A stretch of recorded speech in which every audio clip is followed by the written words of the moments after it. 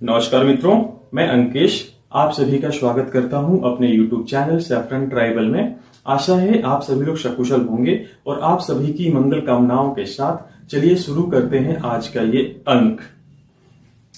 महाराष्ट्र और झारखंड की जो चुनाव प्रचार थे वो खत्म हो चुके हैं और वहां पे जो इलेक्शन है वो 20 नवंबर को है और रिजल्ट 23 नवंबर को आने वाला है। इन्हीं चुनाव प्रचार के दौरान कुछ ऐसी बातें जानने को मिली जो कि अभी तक छुपी हुई थी, कोई जानता नहीं था। चुनाव प्रचार के द्वारा जो खरगे जी हैं उन्होंने योगी आदित्यनाथ पे एक बहुत ही बहुत बड़ी कटाक्ष किया और उसमें उन्होंने कहा कि एक मुख्यमंत्री हैं जो कि भगवा कपड़ा पहनते हैं, मुख्यमंत्री भी बन गए हैं, सर का बाल भी मुड़वाए हुए हैं। तो इस तरह के वो कमेंट्स इन पे कर रहे थे। और कुछ दिन पहले ही उन्होंने खरगे जी ने अपने चुनाव प्रचार के दौरान एक और बात कही थी कि उनकी माँ और बहन जो है वो दंगों की भेंट चढ़ गई थी और उन्होंने अपने बहन को नहीं देखा, माँ को नहीं देखा और उनको पाल पोस के उनके पिताजी ने बड़ा किया था। ये रहा उनका बयान। आगे बढ़ने से पहले मैं अकेला था, देख लेते हैं। मेरे बाप ने बोला तू अकेला संतान मेरे लिए है, क्योंकि तेरी माँ मर गई, तेरी बहन मर गई, तेरे चाचा मर गए, मेरा घर पूरा उजाड़ दिया, क्योंकि वो घर जला दिया गया एक जमाने में। वो क्यों जलाया मैं नहीं बोलता, लेकिन जल गया, सब लोग मर गए। ये तो था खरगे जी का बयान जिसमें वो कह रहे हैं कि उनकी माँ को नहीं देखा, उनकी बहन को नहीं देखा, उनको जला के मार दिया गया। और पर किसने ये कांड किया था ये उन्होंने नहीं बताया। तो योगी आदित्यनाथ को एक बाउंसर मिल गया या खरगे जी ने आदित्यनाथ जी पे कटाक्ष किया था। तो योगी जी तो खैर योगी जी, वो किसी बात को छोड़ते नहीं है और वो किसी का लिहाज भी नहीं करते हैं। तो उन्होंने अपने चुनाव प्रचार के दौरान योगी जी ने कहा कि खरगे जी आप ये तो कहते हैं कि आपकी माता जी को, आपकी जो बहन थी उनको दंगों की भेंट चढ़ी गई, उनको जला के मार दिया गया, पर आप ये नहीं बताते कि आखिर उनको मारने वाला था कौन था जो इतनी बड़ी घटना को अंजाम दिया और उसमें आपकी माताजी और जो आपकी बहन जी थी वो उसकी बलि चढ़ गई। तब से ये मामला जो था वो तूल पकड़ लिया था और खोजबीन करने के बाद और थोड़ी रिसर्च करने के बाद पता ये लगा कि 1947 में जब देश आजाद हो रहा था और जो सरदार पटेल थे वो लगभग 500-550 के आसपास जो यहाँ पे राजे रजवाड़े थे जिनको प्रिंसली स्टेट्स थे उनको एक कर रहे थे, भारत को एक करने के लिए। उसी समय जो ये 550 प्रिंसली स्टेट्स थे उसमें सबसे बड़ा जो राज्य था वो था हैदराबाद का, जिसकी सीमाएं लगती थी तेलंगाना, आंध्र प्रदेश, कर्नाटका और महाराष्ट्र से।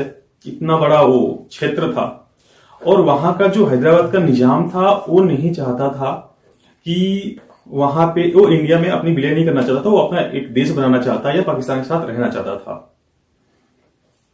तो पर भारत के लिए वो काफी मुसीबत हो जाती। वो जो क्षेत्र था वहां पे 20% जो जनता थी वो मुसलमान थी और 80% हिंदू थी और वो वहां के हिंदुओं के लिए काफी विकट स्थिति हो जाती वहां पे। तो जब सरदार पटेल ने हैदराबाद को भारत में मिलाने की बात कही तब निजाम के द्वारा जो रजाकर्स वो होते हैं जो निजाम की अपनी पर्सनल आर्मी होती है जिसे उसने बना रखा था और जोर जबरदस्ती अपने जो अपना प्रभुत्व था उसको बनाए हुए रखा था। तो निजाम के जो रजाकर्स थे उन्होंने वहां हिंदुओं पे कत्लेआम मचाना शुरू कर दिया। उसी समय कर्नाटक के एक गांव में जो ये खरगे जी हैं उसमें 3 साल के थे, ये अपने घर के बाहर खेल रहे थे और उनके माताजी और बहन जो थी वो घर में थी। तो जब ये रजाकर्स आए इन्होंने उनके घर को आग लगा दिया और उनकी बहन और उनकी माताजी का देहांत उसमें जलने से हो गया और उनके पिताजी खेतों में काम करने गए थे तो वो बच गए और ये घर के बाहर थे तो बच गए। तो खरगे जी हर बार जाके विक्टिम का आप तो खेलते हैं कि उनकी जो माताजी थी, उनकी बहन थी, वो दंगों की भेंट बलि चढ़ गई। पर ये वो नहीं बताते थे कि आखिर उनको मारा किसने था, वो जो घटना का अंजाम किसने दिया था। तो ये खरगे जी को बहुत ही महंगा पड़ गया। इसका रहस्य उद्घाटन जो आदित्यनाथ जी थे उन्होंने महाराष्ट्र के चुनाव प्रचार में कर दिया, और तब से जो कांग्रेस है वो बैकफुट पे है। कांग्रेस को कुछ कहा नहीं जा रहा है, और इस मामले पे कांग्रेस जो है वो बिल्कुल चुप्पी साधी हुई है। और चुप्पी साधने का जो मुख्य कारण ये है कि अगर वो रजाकर्स का नाम लेते हैं तो जो उनका एक मुश्त वोट बैंक है वो नाराज हो जाएगा, और इस पे वो कुछ टिप्पणी करना चाहते नहीं है। तो इस मामले में ना तो कांग्रेस की तरफ से कोई आधिकारिक बयान आया, ना खरगे जी ने इस पे कोई स्पष्टीकरण दिया, पर उन्होंने एक फुल टॉस बॉल दिया था जिसपे कि योगी जी ने छक्का मार दिया और खरगे जी को उन्होंने एक्सपोज कर दिया। तो एक कैसी विचारधारा है जो कि आपको सच्चाई बोलने से रोकती है। आप ये नहीं बता सकते कि आपके माताजी और आपकी बहन की जो हत्या करने वाले थे वो कौन थे, वो क्यों मारे गए थे। उनका सिर्फ यही उस समय दोष था कि वो हिंदू थे, वो दलित हिंदू कम्युनिटी से बिलोंग करते थे। बट जब वो मारने के लिए आए रजाकर्स, तो उन्होंने ये नहीं देखा कि ये ब्राह्मण है, ये दलित है, ये ओबीसी है, या शेड्यूल ट्राइब है, या शेड्यूल कास्ट है। उन्होंने बस ये देखा कि ये हिंदू है और उसके घर को आग लगा दो। तो ये तो थी जो खरगे जी की, जो माता जी और बहन की जो जल के मौत हुई थी, जिस तरह से उनकी दर्दनाक मृत्यु हुई थी, उसका सच। तो एक मुझे ये समझ में नहीं आता है कि अगर आप लोगों के साथ कुछ ऐसी घटना घट जाती है जो अपने परिवार पे घटी हुई घटना को बताने में हिचकते हैं या बताते नहीं है, उसे छुपा कर रखते हैं, तो आपके साथ अगर ऐसी कोई घटना घट जाती है तो ये किस तरह से उसको बताएंगे। क्या एक वोट बैंक की खातिर ये सब जायज है, ये सोचना आप लोगों को है, या आप लोगों के विवेक और बुद्धि पे डिपेंड करता है कि आप इसके बारे में क्या सोचते हैं। मैंने इसकी सच्चाई आप लोगों के सामने रखी है, जैसा था वैसा ही।